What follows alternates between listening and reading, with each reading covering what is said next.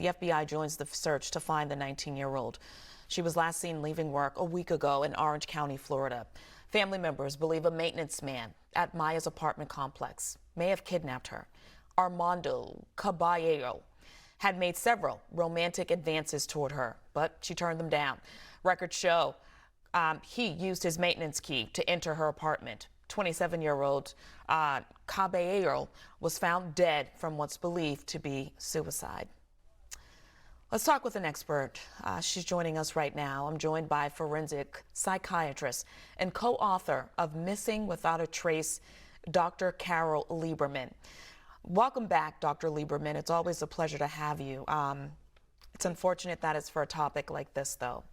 Let's start by talking about Miya's family. Can you describe what they are going through right now, just waiting to hear anything, a word or any type of news about her whereabouts? Yes, I've been watching them at press conferences, and it is so sad. You know, they are talking as if they believe that she's still alive, and you know that would be great.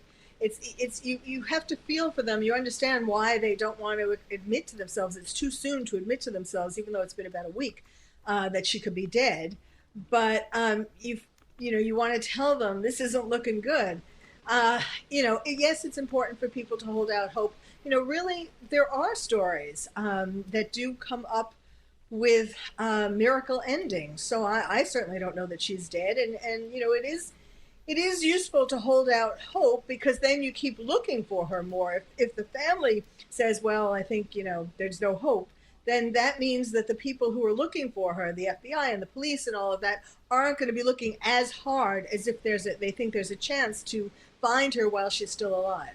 Now, Dr. Lieberman, you started off originally saying that the family, are talking as if she's still alive.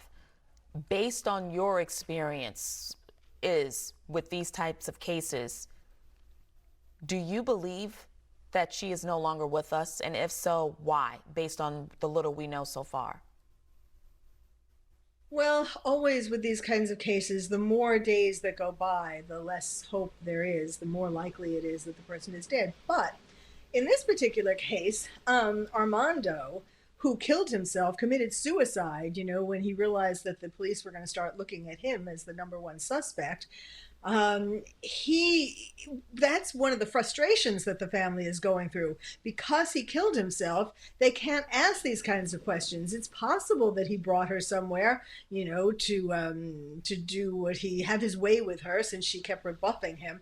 You know, one of the things, whether it's Gabby Petito or Miya, one of the things that I hope that women, teenagers, young women learn, any age woman learns, is that there are men out there who, when they are rebuffed or when they don't feel like they don't have total control over you, resort to these kinds of violent sorts of attacks. And really, you need to look into who it is, who you're going with, who you're dating, who you're marrying, going out into the woods, you know, like Gabby Petito.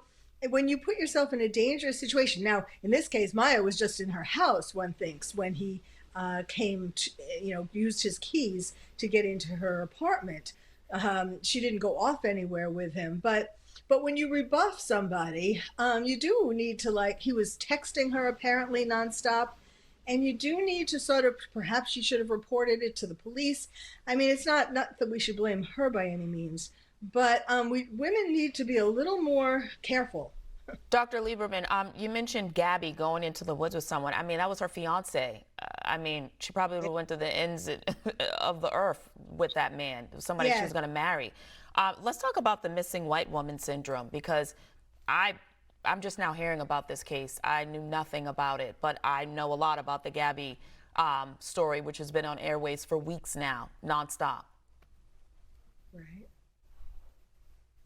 Well, yes. I mean, there is such a thing, the white woman syndrome, where seems to be that when there is especially a pretty white woman, pretty white young woman who is going missing, who has gone missing, there does seem to be more coverage than women or people of color. I mean, there are some other examples of that. Jelani Day, I was on your show recently talking about that.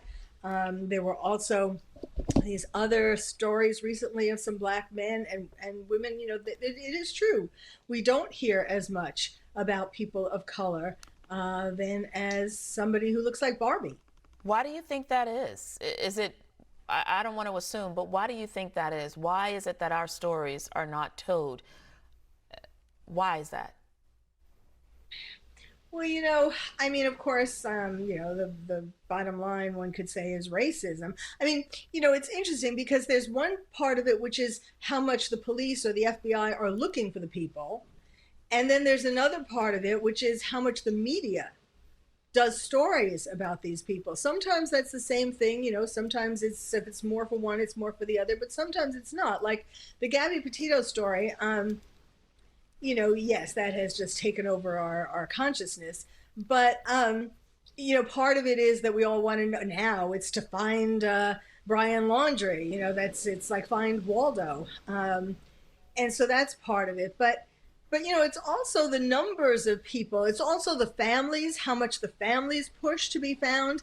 Now, in the Jelani case, for example, his mother is really continuing to push everybody. His body has been found. He's unfortunately dead, but she is continuing to push people, and his frat brothers, too. That's the latest in the story. They're trying to get the FBI really more involved and so on.